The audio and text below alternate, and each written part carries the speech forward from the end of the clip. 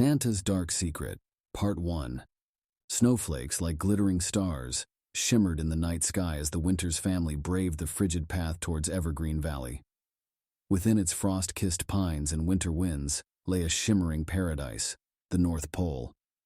But beyond the blanket of joy that cloaked this haven was a chilling secret, harbored by the mysterious figure known as Santa Claus. For generations, children have wished upon his sleigh with bated breath, believing that only goodness lies beneath. But beneath the facade of twinkling lights and joyful carols lurked an ominous truth about to be unveiled by those who dared to seek.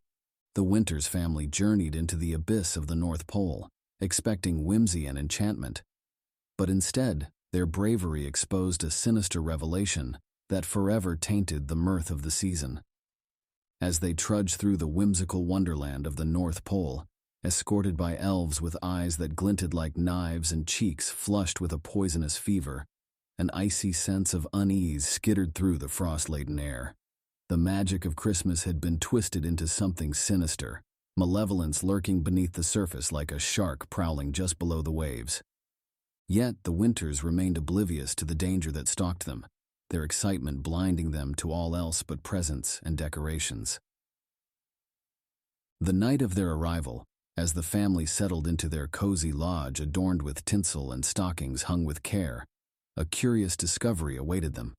An ancient tome, buried within the depths of the bookshelf, its pages adorned with cryptic symbols and warnings, etched in faded blood. Unfolding the secrets within, they unearthed a harrowing truth, a truth that shattered the myth of Santa Claus forever, revealing a ghastly entity that masqueraded as the jovial gift-giver, feeding on the innocence of children to sustain its monstrous existence. With each page they turned, the Winters family's hearts grew heavier.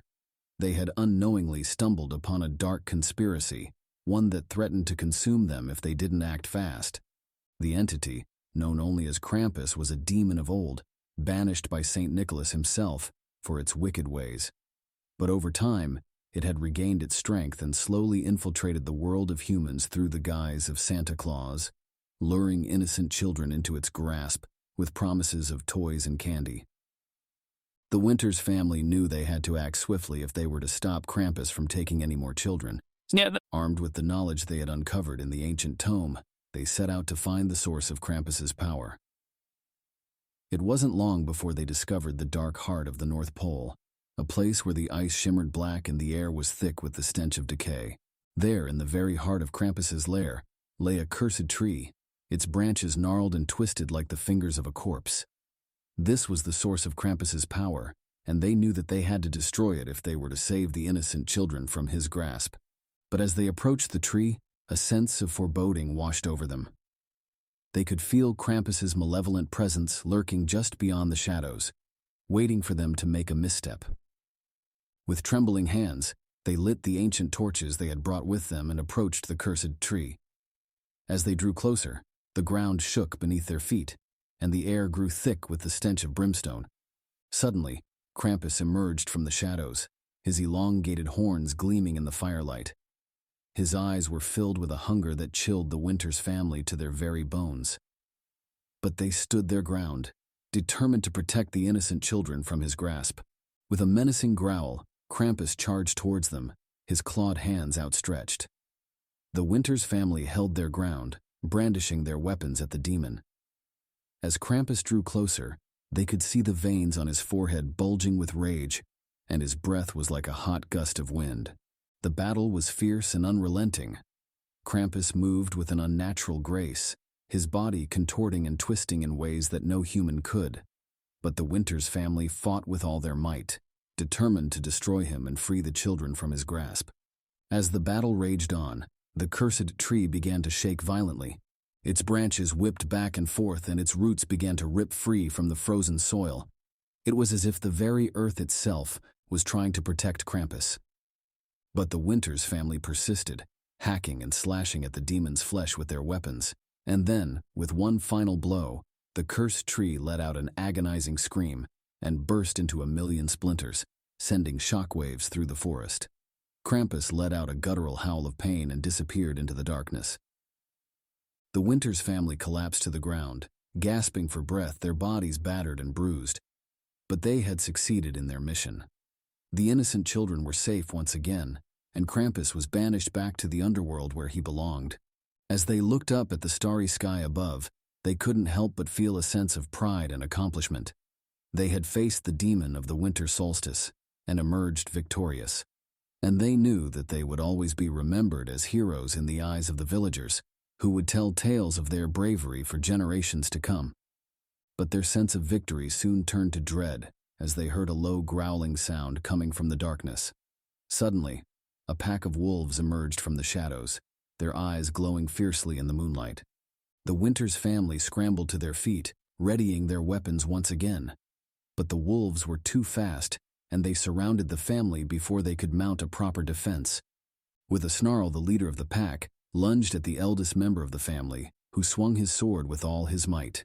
The blade connected with the wolf's neck, severing its head from its body in a spray of blood. The rest of the pack didn't seem deterred by their leader's demise, however, and continued to attack with reckless abandon. The family fought valiantly, but it was clear that they were outnumbered and outmatched. Just as the wolves were about to launch a final assault, a figure emerged from the darkness. It was a woman, cloaked in a long, flowing robe of deep crimson.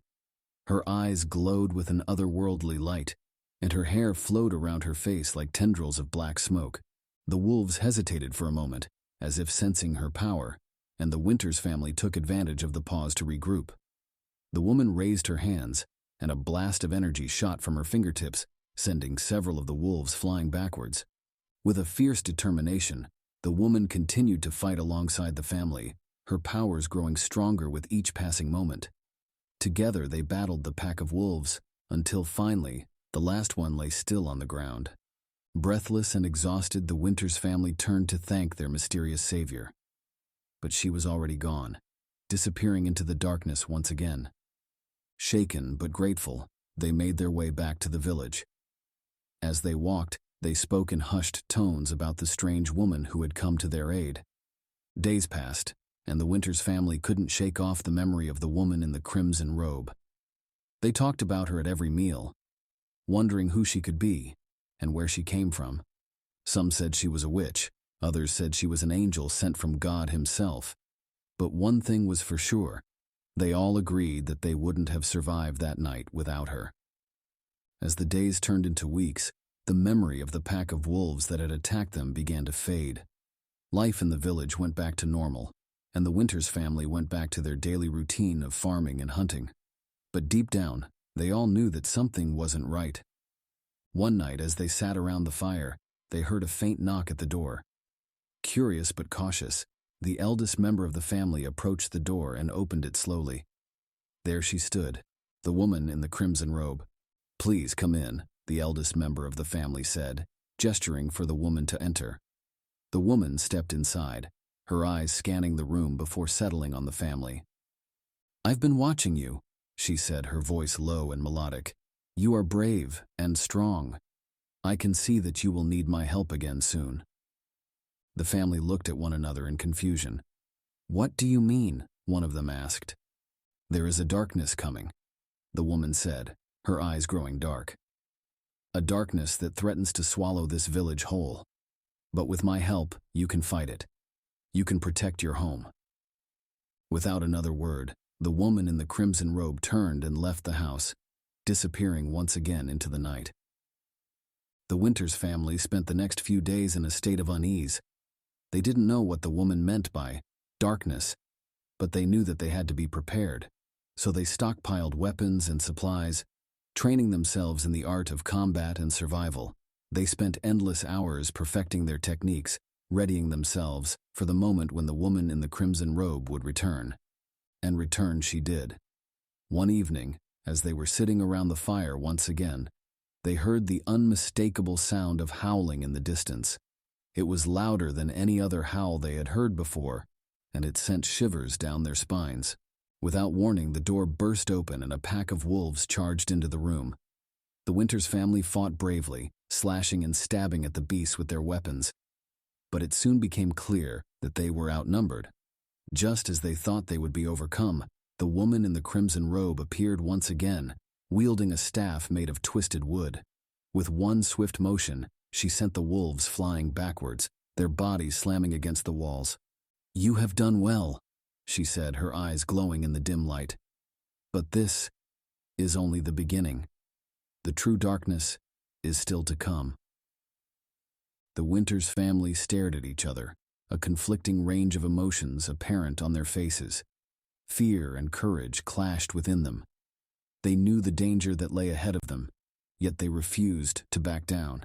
"We're ready," one of them declared, determinedly. But in the same breath, they murmured questions of doubt. Was this really the right choice? Could they survive what was coming for them? The woman in the crimson robe nodded slowly, a smirk playing on her lips. "It's here," she muttered ominously, "and it's going to be worse than anything you've ever seen before." She whirled around and left the room, leaving behind an air of indifference as the Winters family contemplated their impending doom. Unwillingness to surrender warred with their courage. What would happen if they were to turn away now? Yet, despite all this inner turmoil, one thing was certain. Whatever happened, they had no choice but to fight or die. Generations, Santa's Dark Secret Part 2. The Winters family spent the next few days preparing for the worst. They reinforced their home, sharpened their weapons, gathering as many supplies as possible. But nothing could have prepared them for what was to come. On the third night, just as the moon was rising above the trees, they heard a sound that made their blood run cold. It was a low, guttural growl, unlike anything they had ever heard before. A loud crash sounded, then something slammed into the front door of their home. The family sprang into action, grabbing their weapons and taking up defensive positions around the room. Something was outside, pacing back and forth, waiting for its chance to strike. With a mighty roar it came, bursting through the door, sending splinters flying in every direction. It was a massive beast with sharp claws and teeth the size of daggers. The Winters family fought valiantly, but they were no match for the creature's strength and ferocity. One by one they fell, wounded and bleeding. Invincibility gleamed within its eyes, as it displayed a savage hunger that tore through them. Just when all hope seemed lost, the youngest member of the family, Zira, stepped forward. Seemingly too tiny to wield a sword, her green eyes burned with determination. With a cry of rage, she charged at the creature, using her sheer force of will as an accelerant to push her body further. The creature snarled, lunging at her with an equal ferocity. Zira dodged its massive claws with ease, jumping and rolling out of the way. She slashed at the fiend with her sword, the blade slicing him deep. The creature roared in pain, but it was too late. The girl had found its weak spot. With a final blow, she plunged her sword into the creature's heart. It let out a deafening screech before collapsing onto the ground, dead. Zira stood over the fallen creature, panting heavily. Her family looked on, stunned by what they had just witnessed. She had saved their lives with nothing but her courage and skill. But their troubles were far from over. They had no idea where the creature had come from, or if there were more like it out there, waiting to attack. Zira knew what they had to do. She would go out into the world and find out everything she could about these creatures, where they came from, how to defeat them, and how to protect herself and her family in the future. So she set out, determined to become a warrior like no other. She traveled far and wide, seeking out the most skilled fighters and learning everything she could from them. She trained day and night, pushing herself to her limits and beyond, and eventually she became a legend in her own right. People spoke of Zira in hushed tones, telling stories of her bravery and her prowess in battle. They called her the Creature Slayer, and her name struck fear into the hearts of any who dared to cross her path. But despite her fame and power, Zira never forgot where she came from. She returned to her family and shared with them all the knowledge she had gained about the creatures that had nearly destroyed them. Together, the family built a fortress to protect themselves from any future attacks. And with Zira's training and leadership, the Winters family became a mighty army, ready to face any danger that came their way. The Creature Slayer's name spread far and wide, reaching the ears of a powerful king who resided in a distant land. The king had heard rumors of Zira's incredible strength and feared that she could pose a threat to his kingdom. One day he summoned her to his palace, and demanded that she pledge her allegiance to him. Zara, however, was not one to be intimidated. She refused the king's offer, knowing that it would mean giving up her freedom and her ability to help those in need. This act of defiance enraged the king, who ordered his soldiers to capture Zara and bring her to him by force. But she was not so easily defeated. Zara fought back with all her might, using every ounce of skill and technique she had learned to fend off the soldiers. After a strenuous battle, Zara emerged victorious, but she knew that the king would never stop trying to control her. So she made the difficult decision to leave her homeland and seek refuge in a place where no one knew her name. She journeyed for many days, traveling through treacherous terrain and facing countless hardships along the way. But despite all the obstacles, she never wavered in her determination to start a new life. Zara arrived at a small village nestled in the mountains. The villagers welcomed her with open arms, sensing that she was a woman of great strength and courage. And in time, she came to love the tiny community as her new home. Years passed, and the creature slayer grew older, surrounded by people who loved and respected her for who she was. She no longer needed to fight battles or prove herself to anyone. When she finally passed away, the villagers built a monument in her honor, a towering statue that stood at the center of their village. The statue depicted the creature slayer holding a sword, her expression that of a fierce determination. For generations to come, the people of the village told stories of Zara and her incredible feats of strength and bravery. Her legend lived on, inspiring others to stand up against tyranny and fight for what they believed in. But as time went on, the world around the village changed. Kingdoms rose and fell. Wars were fought and won, and the memory of the creature slayer began to fade. A young woman, Ellen, stumbled upon the village and saw the statue of the creature slayer. Intrigued, she asked the villagers who the statue depicted and was regaled with tales of the creature slayer's bravery and heroism. Ellen was inspired by the creature slayer's story and decided to follow in her footsteps. She trained tirelessly, honing her skills until she too became a masterful warrior. And so, the legacy of the creature slayer lived on, passed down from one generation to the next, inspiring countless others to fight for what they believed in. Ellen traveled far and wide, slaying creatures and monsters wherever she went. She was a force to be reckoned with, a symbol of hope and courage in a world that often seemed dark and dangerous. But as she grew older, Ellen felt a sense of weariness creeping up on her. She had been fighting for so long, and the battles never seemed to end. Despite all her victories, there were always more creatures to slay, more dangers to face. One day, while traveling through a dense forest, Ellen stumbled upon a small cottage nestled among the trees. It was a peaceful place, far removed from the chaos and violence of the world she had known for so long. Ellen decided to stay at the cottage for a while, to rest and reflect on all she had done and all she had yet to do. She found herself growing fond of the tranquility of the cottage and the simple life it offered. For the first time in a long while, she felt at peace. While recuperating, Ellen spent her time tending to the garden, reading books, and taking long walks through the forest. Content to live a quiet life far away from the troubles of the world, she no longer felt the need to slay creatures or fight battles. One day, while planting flowers, Ellen received a visitor. It was a young girl, no more than 10 years old, who had stumbled upon the cottage while wandering through the forest. The girl was scared and alone, having lost her family to a band of ruthless bandits. Without hesitation, Ellen took the girl in and cared for her. She listened as the girl recounted her harrowing tale of survival. And in that moment, the fire within the woman reignited. She realized that there were still battles worth fighting, still creatures worth slaying, and still people worth protecting. Ellen trained the young girl, she later came to know as Ada, in the ways of combat and survival. She taught Ada how to wield a sword and defend herself from danger. Together, they patrolled the forest surrounding the cottage, seeking out and defeating any threats to the innocent. More and more lost people, seeking refuge, found their way to the cottage. Ellen and Ada welcomed each of them, becoming a beacon of hope and safety in a world filled with darkness.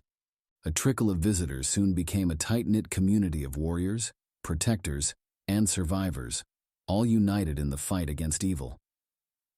Ellen had found a new purpose in life, one that was not just about fighting for herself, but for others as well. She had discovered that true strength came not only from physical prowess, but also from the bonds of love and compassion. And so Ellen lived out the rest of her days at the cottage, surrounded by those she had protected and inspired. And though she never forgot her past, she also never looked back. The life she'd found in the cottage was the life she was meant to live. As Ellen lay on her deathbed, surrounded by Ada and her loved ones, the woman felt no fear or regret. She had lived a life filled with adventure, love, and purpose. And she knew that her legacy would live on far past her last breath. Ada, now a grown woman, sat by Ellen's side holding her hand gently. She couldn't imagine life without the woman who had become a mother to her. Tears streamed down her face as she whispered her final goodbye. Ellen smiled weakly, her eyes fluttering. For a moment, there was silence in the room, as everyone held their breaths, waiting for the inevitable. But then, something strange happened. A soft glow emanated from the woman's body, growing brighter and brighter until it filled the entire room. Ada gasped, unsure of what was happening, but then she felt a warmth spread through her body, like a comforting embrace. And in that moment, she knew that Ellen had not truly left them. Her spirit would live on, guiding and protecting them from beyond the veil. For the cottage was not just a physical place, but a symbol of hope and resilience. It stood as a reminder to all who passed by that even in the darkest of times, there is always a light to be found. Ellen had been a fierce warrior, and a light for so many. The community of warriors and survivors mourned Ellen's passing, but they also celebrated her life. They spoke of her bravery, her compassion, and her unwavering determination to make the world a better place. They shared stories of her adventures and the countless lives she had touched along the way.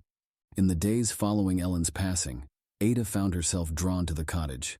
She felt Ellen's presence there, and it gave her comfort. It was as if her mother warrior was still watching over her, guiding her in her own journey.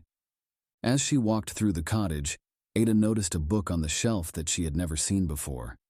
It was old and worn, and secured with a leather string.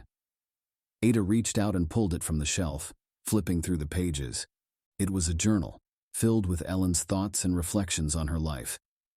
Ada felt as though she was getting to know Ellen all over again. But as Ada neared the end of the journal, the entries became darker, more intense. Ellen had been facing a danger far greater than anything they had ever encountered before. The elder warrior had been fighting a force that threatened to consume her very soul and take away everything she held dear. In the end, she had triumphed, but at a great cost. Ada felt a sense of dread wash over her as she realized the danger was still out there, lurking in the shadows. Determined, she knew she would carry on her warrior mother's legacy, to fight for what was right, and to never give up hope. As Ada closed the journal, the young woman saw a note scrawled on the back cover. It read, "You are the next warrior. Protect as I have protected." Ada felt a shiver run down her spine as she absorbed the weight of those words. Her mission was now clear, so Ada set out on a journey to continue Ellen's legacy. She learned everything she could about the danger the woman had faced, and she trained relentlessly to become a warrior like the woman before her. As time passed, Ada grew into a formidable force to be reckoned with. She traveled the world, fighting against the darkness that threatened to consume it, saving countless lives, bringing hope to those who had lost it. As she fought, Ada always felt Ellen's presence. Inspired by her warrior mother, she looked to her memory for guidance and the strength to fight each battle. One day, as the young woman stood on the precipice of yet another battle, she felt Ellen's presence stronger than ever before. In that moment, she sensed that her teacher was watching over her, protecting her even in death. Ada charged into battle, her sword held high. The air was thick with the stench of death. But even as she fought, Ada felt herself growing weaker, the life force draining from her body. She had been fighting for so long, battling against an enemy that never tired or weakened. As she staggered back from a particularly brutal blow, Ada felt a presence beside her. Turning, she saw the woman who had inspired her, standing tall and proud. "Ellen, you are not alone in this fight," her warrior mother whispered. I have always been with you, guiding you and protecting you, and I always will be." A surge of strength pulsed through Ada's being, recharging her spirit, clearing the doubt in her mind. Standing straighter, she gripped her sword, preparing to face the evil once more. In that moment, Ada stood side by side with the woman who had mothered and protected her since she was young, their eyes fixed on the enemy before them. With a roar of defiance, the two charged forward as one. Metal clashed, the gnashing of steel punctuating the night as the battle raged on. As the sun rose over the battlefield, Ada emerged victorious. The darkness had been vanquished, and those she loved were safe once more. Exhausted but triumphant, Ada turned to the woman who had inspired her. "Thank you," she whispered. "I couldn't have done it without you." Ellen smiled. "You were always capable of doing it on your own, but I'm glad I could be here to support you." And with those words, the warrior mother faded into the mist, leaving Ada standing alone on the battlefield. She looked around at the destruction that surrounded her, taking in the carnage and devastation left behind by the darkness. Ada wiped the sweat from her brow, the weight of exhaustion settling over her. Choosing to not let her sadness consume her, she gathered her strength and made her way through the wreckage, searching for survivors. As she searched, the young woman reflected on all that she had learned during the battle. She discovered a strength within herself that she never knew existed, and a resilience that allowed her to continue fighting even when all seemed lost. But most of all, she'd found that even the strongest warriors need someone to lean on from time to time. For many weeks, Ada continued her search for survivors. She found many wounded, but few who had escaped the darkness unscathed. It was a difficult and heart-wrenching task, but the young warrior did not shy away from it. She tended to their wounds and gave them food and water, doing everything she could to help them heal. As she worked, Ada thought about her warrior mother, Ellen, wondering where she had come from and why she had chosen to help her in her time of need. One night, as she sat by the fire, nursing a bowl of soup, Ada heard a rustling in the bushes. She tensed, reaching for her sword, as a figure emerged from the underbrush. To her surprise, it was the apparition of her warrior mother. Ellen took a seat by the fire. "I've been watching you," she said, smiling at the young woman she'd taught everything she knew. "You have grown stronger and more resilient with each passing day. I am so proud of you."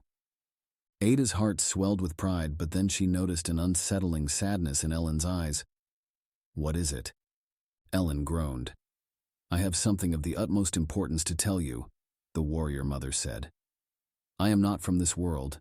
I have been sent here by the gods to guide and protect you in your fight against the darkness. But now that our struggle is over, my destiny has been fulfilled. The time has come for me to return to my realm." An aching sorrow pierced Ada's heart.